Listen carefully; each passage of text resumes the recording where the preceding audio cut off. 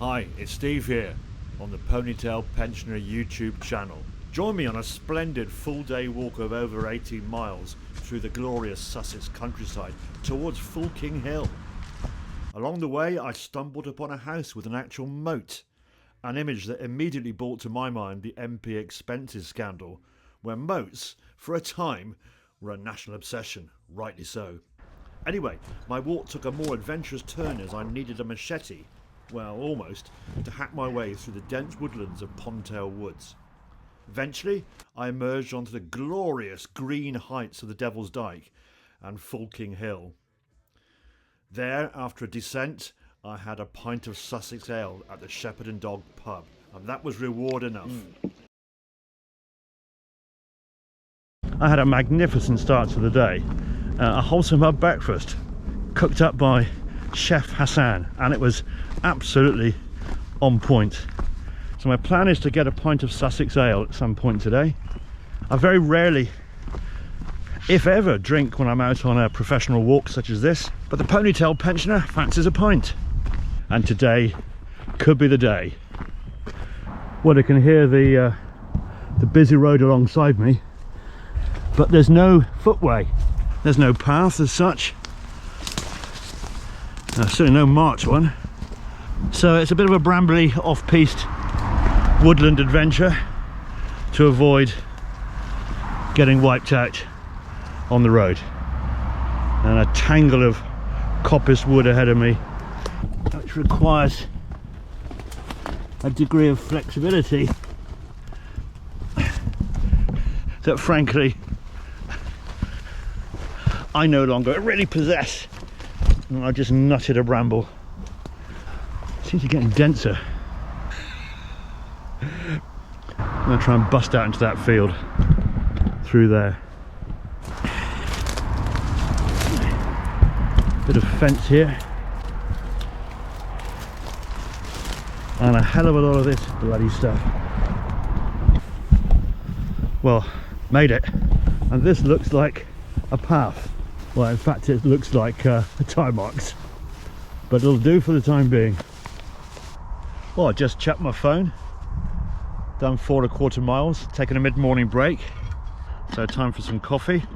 And this is coffee of some distinction, because this is made for me by my best beloved in the Wholesome Hub horse box this very morning. It's proper barista coffee. Down the hatch it goes. So cheers, walking fans. I've come from the showground at Hickstead, walked pretty much due south, but I'm on the Low Weald, clay land, weald clay beneath my feet, sticky and muddy when it's wet, and get into phase 2 of my walk, which I imagine will involve an ascent. I'm heading for the Devil's Dyke, a spectacular dry valley which I haven't been to for 30-40 years or more.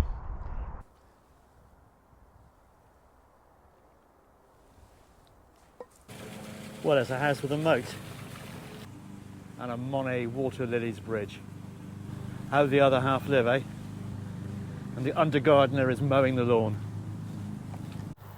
So there we go. The house with a moat. New Timber Place it's called. I shall look it up and get angry probably. Anyway, I've got a hill to climb. Well, I just had a quick coffee stop in Poynings in this lovely shelter, Cora's Corner. Very nice spread of flowers and another attractive Sussex church. Well, I'm hoping for a little respite from the Audis, and I'm not getting it, but this signpost up here is an Anglo-Saxon profanity. Oh, Fulking Edburton.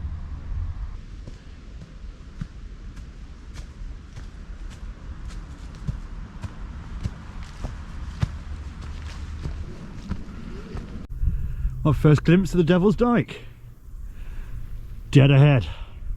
So there's the view, looking pretty much due west. I'm looking towards Winchester, and just a few miles due south of me here is the English Channel. Anyway, let's get back to the two explanations of the Devil's Dyke. Beautiful V-shaped valley, cut by the very devil himself one night long ago, one dark night long ago, and his plan, or her plan, was to dig this great big dike or ditch all the way down to the channel and allow the sea to flood in through here, wash down and away onto the Low Weald of Sussex and drown all the good folk who lived there. Theory number 2, the Devil's Dyke was formed by raging floodwaters during the Ice Ages. So there you go, theory 1, the devil dug it. Theory 2, meltwater during the Ice Ages. Oh, that was a pleasant lunch, sat on a bench overlooking the Devil's Dyke. A Waitrose feta and falafel wrap with mint and yogurt dressing, very nice, and a bag of my favourite flame flavoured beef crisps. So pretty delicious. I now got the very pleasant task of walking to the head of the Devil's Dyke and beyond over the memorably named Fulking Hill. Well, the first few steps after lunch are hard. Might be even harder if I sink a pint. I've done quite a bit of deviling recently. I've done the Devil's Pulpit and I've done now the Devil's Dyke. Perhaps I should do the Devil's Punch Bowl next. That's not too far away. But the South Downs Way, as you can see, is a motorway. Even I can't get lost on this one. Or can I?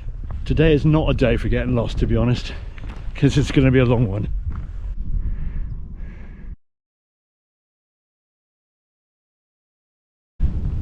So my second trig point, 217 metres above sea level. In old money that's 711 feet. And I'm up on Fulking Hill. How Fulking marvellous. Down at the foot of this escarpment is Fulking. I am so pleased to see that. Yeah, in geography textbook days, there's a book called Geography and Settlement or something like that, written by, I think, an author. His or her name was Hopkinson, I think, and had lots of lovely sort of A5 sized photographs of settlements in classic locations, bridging points, defensive sites, ribbon villages, that sort of thing. And Fulking was a springline settlement, an absolute textbook example. And I've never been here before, and I'm going to descend the escarpment to visit it shortly. And there it is, nestled in all its Sussex glory below. Well, these views are as good as they get, walking fans. So I'm, I don't know, a third of the way down the north-facing slope of the South Downs, looking across at Fulking Hill. Do like that name. And if you never understood what an escarpment looks like, this is what one looks like. You can see the steep face, wooded in the lower part. The horizon marks the top of the escarpment, and it then slopes gently away to the south towards the sea, the English Channel. And then to the north, the clay vale of what's called the Low Weald. And down below me, Fulking, and a pub which I hope is open. That's where I'm headed.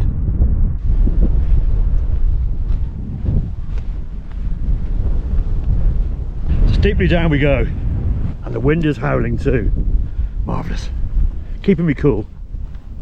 And a butterfly, butterfly, butterfly. I once started a schoolboy poem like that, and that's as far as I got.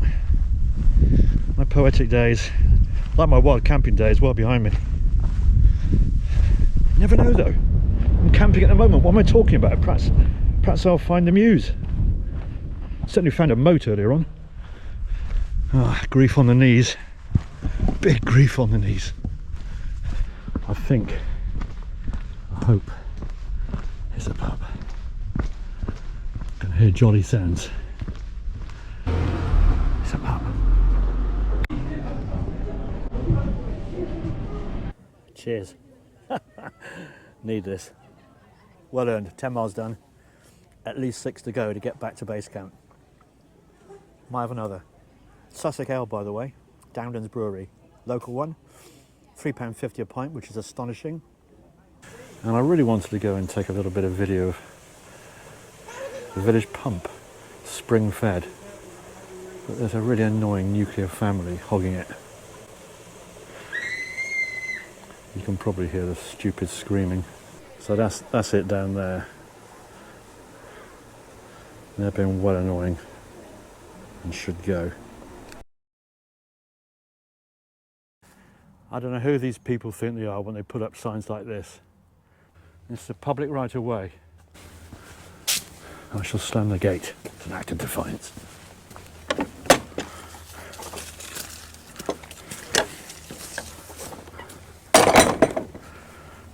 That wasn't as much of a slam as I would have liked, to be honest. Big old field this. Very uniform height crop. I was wandering along, wondering what on earth it was. What is this? Peas in their pods. Got it wrong, walking fans, they're not peas, they're beans.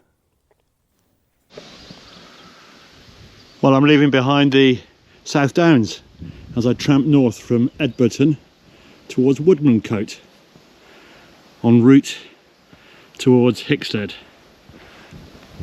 But my path lies this way.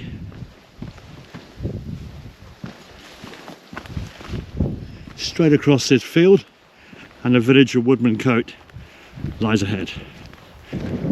So no Steve Stinger today, walking fans.